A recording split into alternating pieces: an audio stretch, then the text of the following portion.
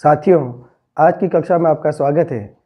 कक्षा 12 इतिहास में चैप्टर 12 औपनिवेशिक शहर पर हम चर्चा करेंगे। तो आइए विद्यार्थियों, मेरे साथ जुड़िए और आगे बढ़िए।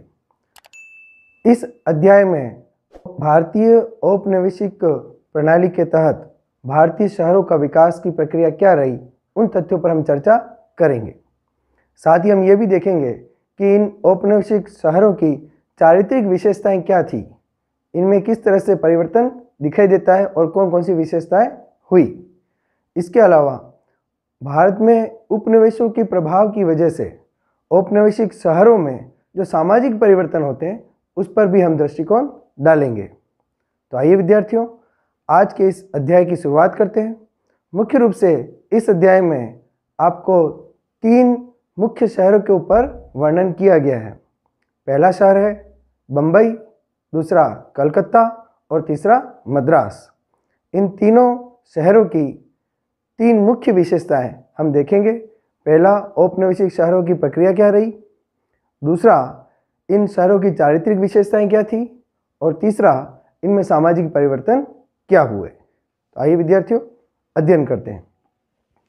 ये जो तीनों शहर हैं, मद्रास, कलकत्ता और मुंबई, इन तीनों की कुछ सामान्य विशेषताएं जो कि समान है। पहली विशेषता है कि तीनों शहर मुख्य रूप से मछली पकड़ने तथा बुनई के गांव थे। आप देख सकते हैं भारत के नक्शे पर कि मद्रास, कलकत्ता व मुंबई तीनों ही समुद्र तटीय प्रदेश है, समुद्र के पास में स्थित शहर है और यहाँ पर मुख्य विशेषता मछली पकड़ना थी। साथ ही साथ उस समय में बुनई का कार्य भी किया जाता था। दूसरी विशेषता, इंग्लिश ईस्ट इंडिया कंपनी की व्यापारिक गतिविधियों के मुख्य केंद्र थे। भारत में ब्रिटिश ईस्ट इंडिया कंपनी ने अपने साम्राज्य की जो शुरुआत करी, उसका विस्तार करने का जो प्रयास किया, उसके लिए उन्होंने कुछ व्यापारिक केंद्र बनाए और उन व्यापारिक केंद्रों में तीनों ही महत्वपूर्ण थे, मद्रास, कलकत्ता व बंबई। तीसरी विशेषता जिससे हमें पता चलता है कि किस प्रकार ब्रिटिश सरकार ने अपने पैर इन केंद्रों में या इन शहरों में पसारे या बढ़ाए। कंपनी के जो एजेंट थे वो 1639 में मद्रास में प्रवेश उन्होंने किया और वहाँ पर अपना केंद्र बनाना शुरू किया। आपसे एग्जाम में प्रश्न पूछा जा सकता है कि मद्रास में कंपनी की शुरुआत कब से हुई है, तो आपको बताना है 1639 में, 1639 में। इसी प्रकार 1690 में 1690 में वे कलकत्ता में बस गए और कलकत्ता को मुख्य व्यापारिक केंद्र बनाया। बंबई को भी ब्रिटेन के राजा ने कंपनी को दिया था और ये समय था 1661। इस प्रकार 3 मुख्य सन यहाँ पर हमें याद रखने हैं। पहला, मद्रास में कंपनी की शुरुआत होती है 1639, कलकत्ता में होती है 1690 और बंबई में होती है 1661। आगे बढ़ते हैं। तीनों ही शहरों में ईस्ट इंडिया कंपनी ने अपने प्रशासनिक व व्यापारिक केंद्र स्थापित किए थे। इस प्रकार ये कुछ विशेषताएं हैं जो इन तीनों शहरों में हमें दिखाई देती है और भारत में जो औपनिवेशिक शहरों की शुरुआत थी उसके प्रारंभिक अवस्था के कुछ महत्वपूर्ण बिंदु हैं।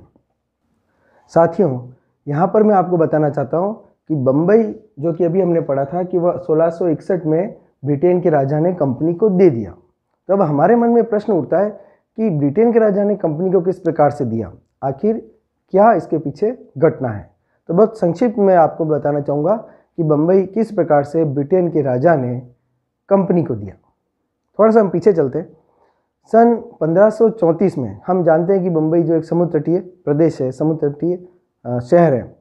क्या आप जानते हैं कि बंबई में छोटे छोटे 7 द्वीप हैं और इन 7 द्वीपों को पुल के माध्यम से आपस में जोड़ा गया है और इन 7 द्वीप से मिलकर ही बंबई शहर बना है। बहुत महत्वपूर्ण तथ्य है, थोड़ा रोचक भी सुनिए। सन 1534 में बंबई जो था वो गुजरात के शासक के नियंत्रण में था और गुजरात का शासक था बहादुर शाह। बहादुर शाह ने इन बंबई के 7 द्वीपों को, जैसा अभी मैंने कहा था समुद्र में छोटे छोटे 7 द्वीप हैं और इन द्वीपों को मिलाकर ही पूरा शहर बनता है। तो बंबई के इन 7 द्वीपों को बहादुर शाह ने पुर्तगालियों को दे दिया। हम जानते हैं कि यह समय बाहर से यूरोप से आए हुए लोगों का था। भारत में पुर्तगाली, फ्रांसीसी, डच, ब्रिटेन से आए हुए अंग्रेज, ये सभी लोग यहाँ पर थे। तो बहादुर शाह ने इन 7 द्वीपों को किसको दे दिया? इन 7 द्वीपों को दे दिया पुर्तगालियों को। पुर्तगालियों ने अपने यहाँ पर व्यापारिक कार्य शुरू किए, अपना नियंत्रण रखा, लेकिन इसी समय इंग्लैंड की जो ईस्ट इंडिया कंपनी है उसकी नज़र भी इस पर थी। इसने बहुत कोशिश की, अंग्रेज अधिकारियों ने बहुत प्रयास किए, लेकिन इस बम्बई को वो नियंत्रण में नहीं ले पाए, पुर्तगालियों से नहीं छीन पाए। अब यहाँ पर कुछ परिवर्तन होता है, घटनाक्रम बदलता है।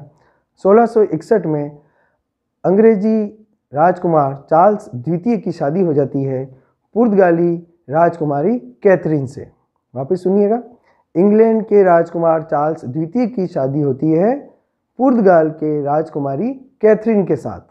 ठीक है, इन दोनों का विवाह हो जाता है। विवाह के अवसर पर पुर्तगालियों द्वारा, क्योंकि उनको मालूम था कि इंग्लैंड की जो कंपनी है इस बम्बई के द्वीपों को हथियाना चाहती है, तो उन्होंने इस विवाद को समाप्त करने के लिए इन 7 द्वीपों को, किसने, पुर्तगाल ने, बम्बई के 7 द्वीपों को इंग्लैंड के राजा को दहेज में दे दिया। ठीक है, तो अब बम्बई किसका हो गया? अब बम्बई दहेज में हो गया तो इंग्लैंड का हो गया। ठीक है, तो अब क्या होता है कि 11 मई 1661 को जब ये विवाह हुआ तो दहेज के रूप में ये 7 द्वीप चले गए इंग्लैंड के पास। और फिर बाद में चार्ल्स द्वितीय ने भी इस पर लंबे समय तक शासन नहीं किया और इन 7 द्वीपों को ईस्ट इंडिया कंपनी को किराए पर दे दिया। किराए पर कितना किराया? 10 पाउंड सालाना किराया। इस प्रकार ये 7 द्वीप जो हैं वो इंग्लैंड के पास आ गए, ब्रिटिश ईस्ट इंडिया कंपनी के पास आ गए। यहाँ पर एक रोचक तथ्य और है कि बम्बई का नाम बम्बई कैसे पड़ा, बॉम्बे कैसे पड़ा, तो यहाँ पर एक देवी का स्थान है जिनका नाम है मुंबा देवी। और मुंबा देवी से तात्पर्य क्या हुआ कि माँ अम्बा, मुंबा का अगर आप शब्दों का विग्रह करेंगे, अलग अलग करेंगे तो शब्द बनेंगे कि मुंबा का बनेगा माँ अम्बा। तो माता दुर्गा का, अम्बा माता का मंदिर है, स्थान है, उन्हीं के नाम पर मुंबा देवी के रूप में यहाँ की को इस स्थल को जाना जाता था। तो मुंबा देवी के नाम पर, और आई का अर्थ होता है माता, तो मुंबई जो बना वो मुंबा प्लस आई, तो मुंबई की जो देवी है उसके नाम पर मुंबई नाम या बम्बई नाम पड़ा। ठीक है विद्यार्थियों, आगे बढ़ते हैं। अब हम अध्ययन करेंगे कि भारत में जब उपनिवेश थे या औपनिवेशिक व्यवस्थाएं प्रारंभ हुई, उससे पहले की क्या स्थिति थी, उससे पहले यहाँ पे शासकों की, राजाओं की क्या प्रणाली थी, क्या व्यवस्था थी। तो अब हम अध्ययन करेंगे कि पूर्व औपनिवेशिक काल में कस्बे और शहर किस प्रकार के थे, उनकी क्या विशेषताएं थी। विद्यार्थियों, आगे बढ़ने से पहले इस तथ्य को स्पष्ट समझ लीजिए कि हम यहाँ पर वो विशेषताएं पढ़ने वाले हैं जो कि भारत में ईस्ट इंडिया कंपनी के आने से पहले या औपनिवेशिक शहरों के बसने से पहले भारत में प्रशासनिक और व्यापारिक व्यवस्थाएं जो थी, विद्यमान थी, उन बिंदुओं का हम यहाँ पर अध्ययन कर रहे हैं। ठीक है, आगे बढ़े। इस समय में कस्बे जो थे वो आर्थिक और सांस्कृतिक गतिविधियों के केंद्र थे। सामान्य सी बात है कि जो भी मुख्य बड़े कस्बे रहे होंगे वो सांस्कृतिक गतिविधियों के और आर्थिक गतिविधियों के केंद्र रहे होंगे, और यही विशेषता इसकी थी। ये जो केंद्र हुआ करते थे, यहाँ पर व्यापारी, शिल्पकार, प्रशासक और शासक रहते थे। पुनः एक बार मैं आपको याद दिला दूं, हम उन विशेषताओं का अध्ययन कर रहे हैं जो औपनिवेशिक शहरों से पहले से ही भारत में विद्यमान थी। उन तथ्यों पर हम अध्ययन कर रहे हैं। तो जो केंद्र हुआ करते थे उसमें व्यापारी भी रहते थे, शिल्पकार भी रहते थे, शासक, प्रशासक सभी लोग रहा करते थे। कस्बे जो थे, जो बड़े मुख्य शहर हुआ करते थे, वो किसके ऊपर आधारित थे? तो वो कस्बे जो थे वो खेती से प्राप्त अधिशेष व करों पर आधारित थे। अब अधिशेष क्या होता है? अधिशेष से तात्पर्य ये हुआ कि कृषक जब खेती करता है तो मान लो उसका उत्पादन 10 बोरी हो रहा है, 10 बोरी गेहूं जैसे उसने उत्पादन किया, तो इसमें से वो अपने खाने के लिए अगर घर में 4 बोरी गेहूं रख लेता है तो 6 बोरी जो बचे वो अधिशेष कहलाए, जो कि उसको मार्केट में जाके बेचने हैं। ठीक है, ये अधिशेष कहलाता है। तो जो मुख्य शहर जो थे, कस्बे जो थे, वो खेती से प्राप्त अधिशेष पर आधारित थे। क्यों? क्योंकि किसान अपने उपभोग करने के लिए आवश्यक वस्तुएं रखने के बाद बाकी बची हुई वस्तुओं को कस्बों में जाकर बेच देते थे। साथ ही जो शासक प्रशासक जो टैक्स निर्धारित करते थे, लगान निर्धारित करते थे, उन करों से ही ये शहर फल फूल रहे थे, कस्बे बढ़ रहे थे। ठीक है, अगला बिंदु जो कि बहुत महत्वपूर्ण बिंदु है कि ये जो कस्बे हैं या शहर थे, ये क्या थे कि ये किलेबंदी की जाती थी, इनके चारों ओर बाउंड्री बनाई जाती थी। जितने भी बड़े बड़े शहर थे, राजाओं के महल थे, राजा जहाँ रहता था राजधानी बनाया करता था, उनके चारों ओर बड़ी बड़ी बाउंड्री हुआ करती थी, किलेबंदी हुआ करती थी। और ऐसा क्यों था? ताकि पड़ोसी शासकों से या आक्रांताओं से सुरक्षा करने के लिए, सामान्य सी बात है। और जब इन कस्बों पर आक्रमण होते तो लोग कहाँ जाते थे? तो लोग ग्रामीण क्षेत्रों में शरण लेते थे। ठीक है, ये कुछ विशेषता है। साथ ही व्यापारी और फेरी वाले कस्बों से माल लेकर गांवों में बेचते थे। जितने भी बिजनेसमैन थे, व्यापारी थे, छोटे बड़े व्यापारी थे, वो शहरों से माल लेते और गांवों में जाते। फेरी वाले थे, अपने कोई भी साधन होता उस पर लेकर गाँव का चक्कर लगा के आते थे और सामान बेचा करते थे। इस प्रकार ये कुछ व्यवस्था है, जो विशेषता है, जो पूर्व औपनिवेशिक काल में हमारे यहाँ पे कस्बों में और शहरों में विद्यमान थी। हमने अभी तक ये पढ़ा है कि उपनिवेशों की स्थापना से पहले क्या विशेषताएं थी, उनके बारे में हमने पढ़ा है। अब आगे हम देखते हैं कि मुगलों द्वारा 16वीं और 17वीं शताब्दी में जो शहर बसाए गए थे उनकी क्या विशेषताएं थी। क्योंकि ईस्ट इंडिया कंपनी 1600 ईस्वी में आई, उसके बाद धीरे धीरे उन्होंने अपने पैर पसारने शुरू किए, फिर उपनिवेश बसाए, औपनिवेशिक शहर बसाए। लेकिन इसी दौरान भारत में मुगलों का शासन भी था। तो भारत में मुगलों द्वारा 16वीं 17वीं शताब्दी में कौन कौन से बड़े शहर बसाए गए, तो मुख्य रूप से इसमें है आगरा, दिल्ली और लाहौर। 3 बड़े शहर हैं। आपकी जानकारी में पहले से है कि आगरा और दिल्ली और लाहौर ये तीनों ही मुगलों की राजधानी हुआ करती थी। जो विख्यात शासक हुए हैं वो यहाँ पर बैठा करते थे, यहाँ से अपनी शासन प्रशासन चलाया करते थे। इसके अलावा क्या था, इसके अलावा इन शहरों की क्या विशेषता थी, हम पढ़ रहे हैं मुगलों के समय की शासकों की विशेषता। इस समय में जनसंख्या जो थी इन शहरों में बहुत ज़्यादा थी, जनसंख्या का बसावट बढ़ गई थी, विशाल भवन बने गए थे और जो शहरी जो शोभा थी और समृद्धि थी उसके लिए शहर जाने जाते थे। आसपास के गांवों से लोग शहरों में जाना या कस्बों में जाना एक बड़ी बात समझते थे, वहाँ की शोभा को देखने के लिए जाते थे और ये समृद्ध थे। साथ ही इन शहरों में रहता कौन था, किस प्रकार के शहर, दिल्ली, आगरा, लाहौर, इस प्रकार के शहर जो कि मुगलों के समय में बसाए गए थे। मनसबदार, जागीरदार और कुलीन वर्गों का निवास इन शहरों में, भव्य शहरों में हुआ करता था। जितने भी पैसे वाले लोग थे, प्रशासनिक पदों पर विराजे हुए लोग थे, वो यहाँ पर रहते थे। अच्छे शिल्पकार, बाजार तथा राजकोष यहाँ स्थित होता था। जो बड़े बड़े बाजार हैं वो यहीं पे थे, जाने माने शिल्पकार भी यहीं पे मिलते थे। साथ ही जो शासक था उसका राजकोष भी यहीं पर था। सम्राट कहाँ रहता था, कि सम्राट एक किलेबंद महल में रहता था। जैसे कि हम जानते हैं अकबर के बारे में जानते हैं, शाहजहाँ के बारे में जानते हैं, बड़े बड़े आलीशान महल हुआ करते थे और ये जो महल थे वो किलेबंद थे, उनके चारों ओर ऊंची ऊंची दीवारें हुआ करती थी। और जो नगर थे, मुख्य नगर थे, उनके भी चारों ओर दीवार होती थी। नगर भी एक दीवार से घिरे होते थे, उनकी भी सुरक्षा प्रणाली यहाँ पर की जाती थी। नगरों के भीतर सभी प्रकार की सुख सुविधाएं थी। वहाँ पर उद्यान होते, मस्जिदें थी, महाविद्यालय थे, बाजार होते थे, सराय थे, मकबरे हुआ करते थे। इस प्रकार जितने भी मुख्य स्थल है, मुख्य स्थान है, बड़े बड़े भवन हैं, वो सभी यहाँ नगरों में हमें देखने को मिल जाते हैं। इस प्रकार की ये 16वीं 17वीं शताब्दी की मुगलों के शहरों की विशेषता है। अब हम ये बात करेंगे कि इस समय के जो शहर हुआ करते थे मुगलों के समय के, उसका मुख्य केंद्र कौन से स्थान थे, केंद्र किसको माना गया है। तो उस समय नगर के जो केंद्र थे वो होते थे महल और मुख्य मस्जिद। आपसे प्रश्न पूछा जा सकता है कि मुगलों द्वारा स्थापित नगरों के मुख्य केंद्र कौन से हुआ करते थे, तो आपको बताना है कि मुख्य केंद्र होते थे नगरों के, एक तो महल और दूसरा मुख्य मस्जिद। अब महल क्यों, महल इसलिए केंद्र होंगे क्योंकि वहाँ पर शासक निवास करता है, सारी आज्ञाएं वहीं से निकलती है। प्रशासनिक दृष्टिकोण से महल मुख्य स्थान हुआ करते थे, इसलिए केंद्र थे। साथ ही मस्जिद को भी, मुख्य जो मस्जिद है, जो सबसे बड़ी मस्जिद होती थी, उसको भी केंद्र माना गया। ऐसा क्यों, क्योंकि ये समय मुगलों के शासन का था, मुस्लिम शासकों द्वारा शासन किया जाता था।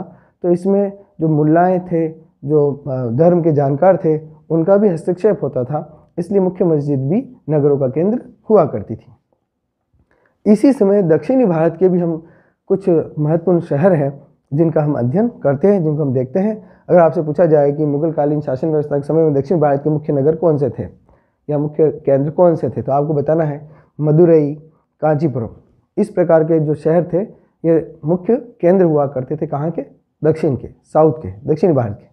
अब जिस प्रकार उत्तर भारत में मुख्य नगरों का केंद्र महल और मुख्य मस्जिद हुआ करती थी, उस प्रकार दक्षिणी भारत के जो नगर थे उनका केंद्र क्या थे, तो उनके केंद्र जो हुआ करते थे वो मंदिर हुआ करते थे। दक्षिण भारत में इस समय हिंदू शासकों का राज्य था, शासन था, तो वहाँ पर शासक के अतिरिक्त जो मुख्य बड़े मंदिर हुआ करते थे वो भी शासन के केंद्र थे। विद्यार्थियों, अब एक महत्वपूर्ण शब्द है कोतवाल। इसको हम समझने की कोशिश करेंगे कि कोतवाल क्या होता है, कोतवाल किसे कहते हैं, और ये मुगलकालीन शासन प्रणाली से चला आया शब्द है। कोतवाल नगर के आंतरिक मामलों पर नज़र व कानून व्यवस्था बनाए रखने वाला व्यक्ति हुआ करता था। अभी जैसे हमने बात की कि बड़े बड़े नगर हैं जैसे लाहौर, दिल्ली, आगरा, तो इन बड़े नगरों की सुरक्षा के लिए, इनकी नगर के आंतरिक मामलों की देखरेख करने के लिए जिस अधिकारी की नियुक्ति की जाती थी उस अधिकारी को कोतवाल कहा जाता था। तो एक महत्वपूर्ण पद होता था, नगर की सारी व्यवस्था उसके मातहत होती थी, उसके नियंत्रण में रहती थी।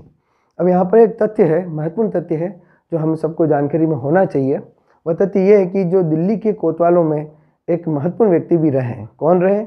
कि हमारे जो पहले प्रधानमंत्री जवाहरलाल नेहरू थे, उनके दादाजी, जिनका नाम था श्रीमान गंगाधर नेहरू, वो 1857 के विद्रोह से पहले दिल्ली के कोतवाल हुआ करते थे।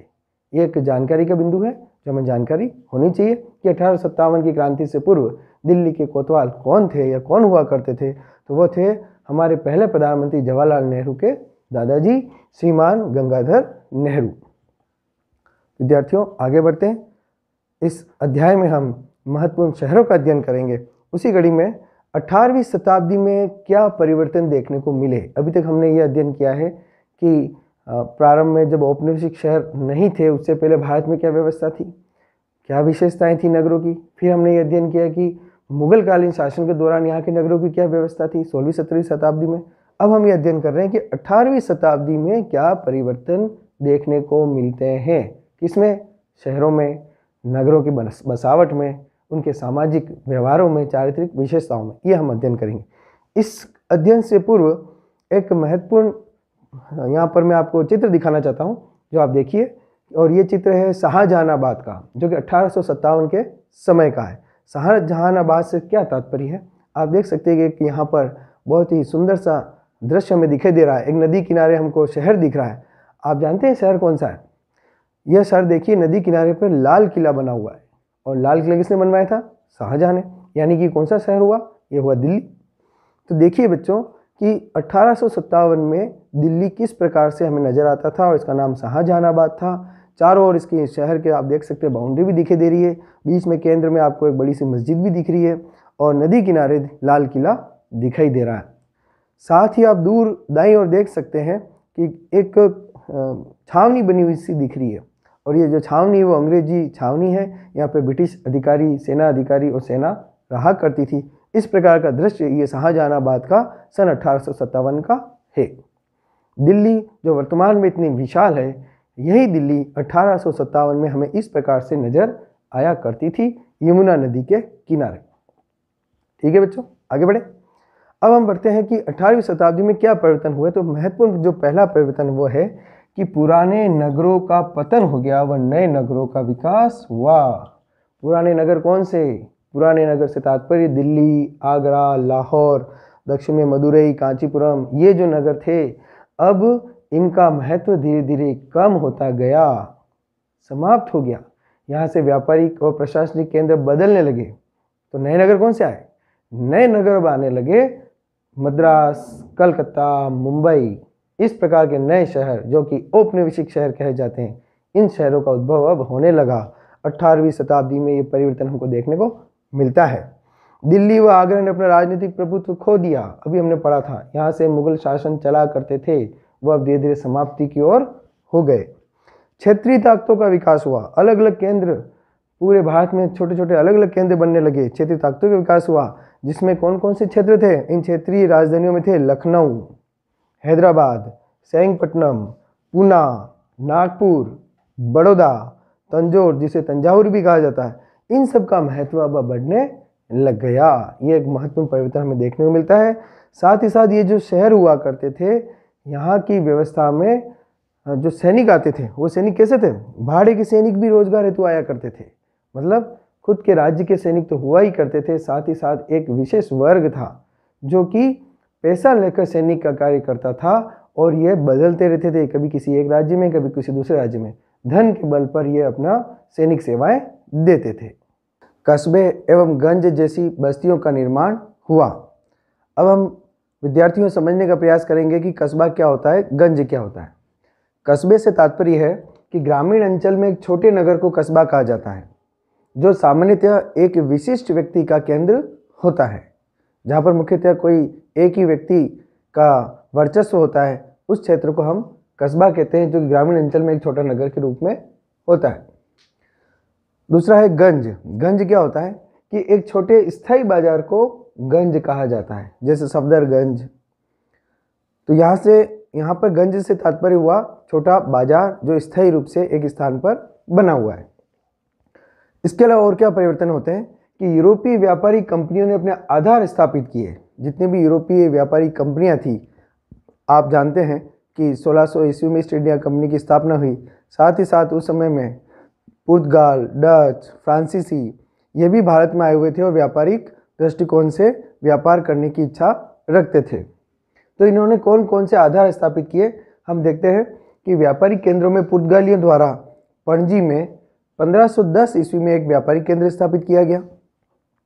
डचों द्वारा मछलीपट्टनम में 1605 ईस्वी में व्यापारिक केंद्र स्थापित किया गया। अंग्रेजों द्वारा मद्रास में, जैसे कि हमने पहले भी पढ़ा था, 1639 ईस्वी में एक व्यापारिक केंद्र स्थापित किया गया था।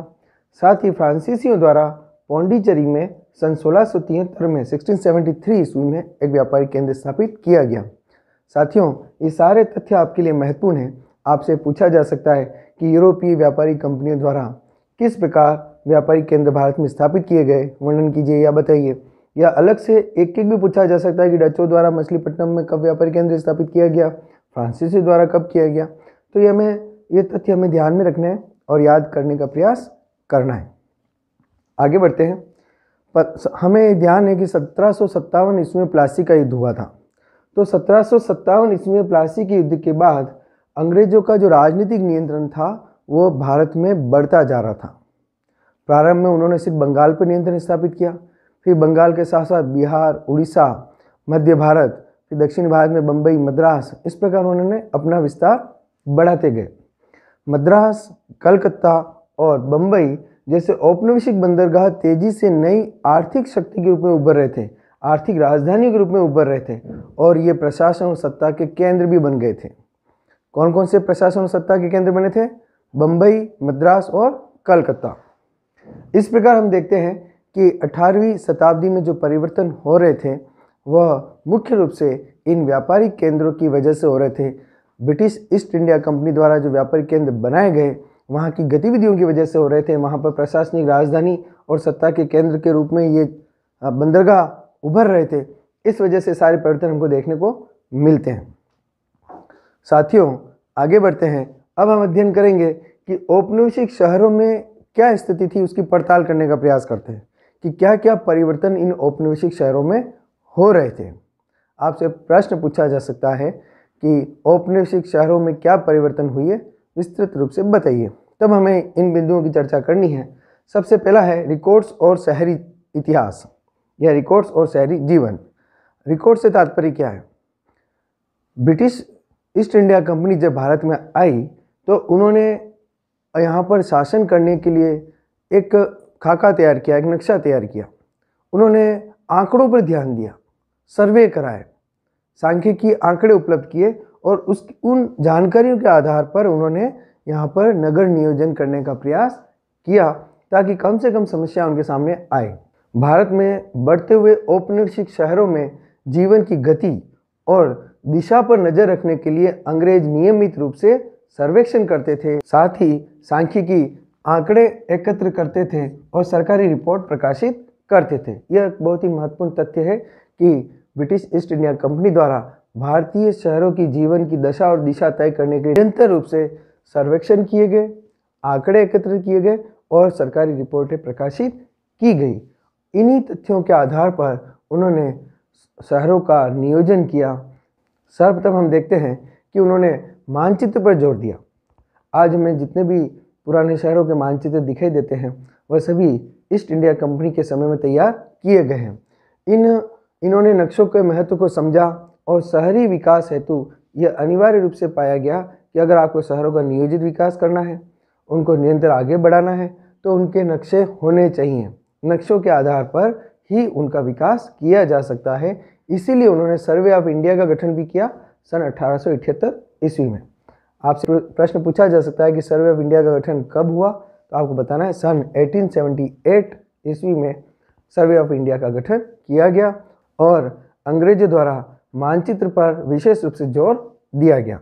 बम्बई का मानचित्र बनाया गया, कलकत्ता का मानचित्र बनाया गया, सभी बड़े नगरों के मानचित्र तैयार किए गए और उसी के आधार पर उनकी बसावट भी तय की गई। दूसरा महत्वपूर्ण बिंदु, कर वसूली। अंग्रेजों ने जब नगर नियोजन किए, नगर बसाए, तो साथ ही साथ नगर पालिका व नगर निगम जैसी अवधारणा भी आने लगी। अंग्रेजों ने वार्षिक नगर पालिका कर के माध्यम से शहरों के रखरखाव के लिए पैसा एकत्र करना शुरू किया। नगर के रखरखाव के लिए नगर पालिका बनी और नगर पालिका के आय के स्रोत के रूप में उन्होंने कर लगाने शुरू किए, टैक्स लगाने शुरू किए। साथ ही नगर निगम जैसे संस्थानों का जो उद्देश्य था वो क्या था? वो था शहरों में जलापूर्ति करना, जल की निकासी करना, सड़क निर्माण करना, स्वास्थ्य व्यवस्था जैसी आवश्यक सेवाएं उपलब्ध कराना। इस प्रकार शहरों के सुनियोजित विकास हेतु नगर निगम और नगर पालिका को जिम्मेदार बनाते हुए उन्होंने कर संग्रह की व्यवस्थाएं भी बनाई, ताकि उस धन से इन शहरों का विकास किया जा सके, वहाँ की नाली व्यवस्था सुधारी जा सके, जलापूर्ति सुधारी जा सके, सड़कें बनाई जा सके, स्वास्थ्य व्यवस्था का ध्यान रखा जा सके। तीसरा बिंदु, नियमित जनगणना। ये बहुत ही महत्वपूर्ण कारक है। भारत में जनगणना का श्रेय अगर किसी को जाता है वो अंग्रेजों को ही जाता है। सर्वप्रथम अखिल भारतीय जनगणना का प्रथम प्रयास सन 1872 में किया गया, 1872 में किया गया। आपसे एग्जाम में प्रश्न पूछा जाएगा कि भारत में पहली बार जनगणना का प्रयास कब किया गया, तो आपको बताना है कि 1872 में किया गया। इसी में हम आगे देखते हैं कि 1881 से 10 की जनगणना एक नियमित व्यवस्था बन गई। आज जो हम हर 10 साल में जनगणना की व्यवस्था देखते हैं उसकी शुरुआत हुई थी 1881 से। तो पहली 10 की जनगणना जो नियमित हुई वह थी 1881 में। ये प्रश्न आपके लिए महत्वपूर्ण है, आपको ध्यान होने चाहिए। चौथा बिंदु, वस्त्र संग्रह डिपो। जितने भी ये बंदरगाह वाले शहर थे, कलकत्ता, मद्रास, बम्बई, ये मुख्य रूप से वस्त्र संग्रह के डिपो के रूप में जाने गए। यहाँ पर बड़े बड़े गोदाम बनाए गए जहाँ से बाहर से माल आयात होता तो वो वहाँ पर संग्रह किया जाता। साथ ही यहाँ से कोई माल निर्यात किया जाता तो उसको भी वहाँ पर संग्रह करके रखा जाता था। औपनिवेशिक अर्थव्यवस्था के केंद्र होने के कारण कलकत्ता, बम्बई व मद्रास भारतीय सूती कपड़े जैसे निर्यात उत्पादों के लिए संग्रह केंद्र बन गए, संग्रह के डिपो थे। इंग्लैंड की औद्योगिक क्रांति के बाद, क्योंकि हम जानते हैं कि इंग्लैंड में औद्योगिक क्रांति हुई, तो औद्योगिक क्रांति के बाद इंग्लैंड में सूती कपड़े का उत्पादन बहुत बढ़ गया। जब वहाँ पर सूती कपड़े का उत्पादन बढ़ा तो भारत जैसे बाज़ारों में कपड़े के उत्पादन पर रोक लगी, क्योंकि सस्ता श्रम व सस्ता माल इंग्लैंड में उपलब्ध हो रहा था। इसलिए भारत अब निर्यात के लिए कच्चे माल के रूप में जाने लगा। कच्चे माल का निर्यात यहाँ से बढ़ा। पहले सूती कपड़े का उत्पादन होता था लेकिन अब उस पर रोक लग गई, क्योंकि सस्ता उपलब्ध हो रहा था इंग्लैंड में। भारत से अब कपास का कच्चे माल के रूप में निर्यात केंद्र बढ़ा। इंग्लैंड की औद्योगिक क्रांति के बाद भारत से कच्चे माल का निर्यात बढ़ा और इसमें भी मुख्य रूप से कपास का। पांचवा बिंदु, रेलवे का विकास। हम सभी जानते हैं कि भारत में प्रथम रेलगाड़ी 1853 में शुरू हुई थी और बम्बई से थाने के बीच में चली थी। 1853 से भारत में रेलवे की शुरुआत हुई और इस क्रांति ने भारत की दशा और दिशा दोनों ही बदल दी।